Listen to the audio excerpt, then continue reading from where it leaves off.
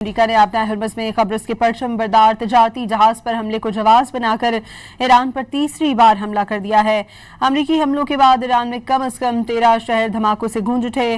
Saint کام نے دعویٰ کیا ہے کہ ایران کے خلاف حملوں کے تیسرے مرحلے میں تقریباً 140 فوجی اہداف کو نشانہ بنایا گیا۔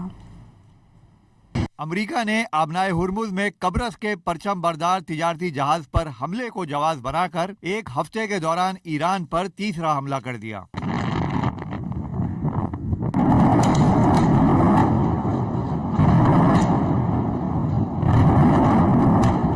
امریکی حملوں کے بعد ایران کے کم از کم 11 شہر دھماکوں سے گونج اٹھے۔ ایرانی میڈیا کے مطابق ہرمزگان صوبے کے شہر جسک میں 10 سے زیادہ دھماکوں کی آوازیں سنی گئیں۔ بندر عباس، سیریک، چابہار، اسلویہ اور بندر دہر میں بھی دھماکے سنے گئے۔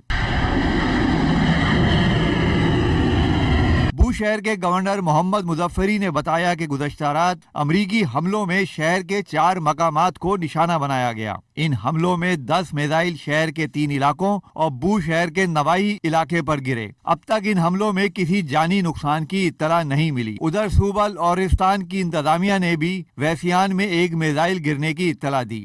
خوزستان، ماشہر، ہندی جان اور آبادان میں بھی دھماکے ہوئے۔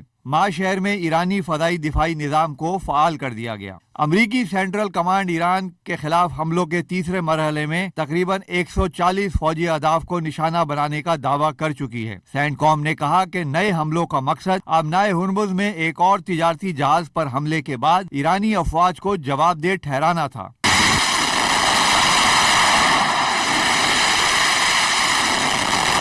سینٹ کام کے مطابق امریکی افواج نے لڑاکا طیاروں، ڈرونز اور بحری جہازوں کے ذریعے ایران کو نشانہ بنایا۔ نشانہ بنائے گئے اہداف میں ایرانی میزائل اور ڈرون تنصیبات، بحری صلاحیتیں، گولہ بارود کا ذخیرہ کرنے کی تنصیبات، مواصلاتی نیٹ ورکس اور ساحلی نگرانی کے مقامات شامل ہیں۔ ایکس پر جاری بیان میں سینٹ کام نے کہا کہ ہفتے کے دوران کیے گئے 3 حملوں میں ایران کے 300 سے زیادہ اہداف کو نشانہ بنایا گیا تاکہ آبنائے ہرمز سے آزادانہ طور پر گزرنے والے بحری جہازوں پر حملے کرنے کی ایرانی صلاحیت کو کمزور کیا جا سکے۔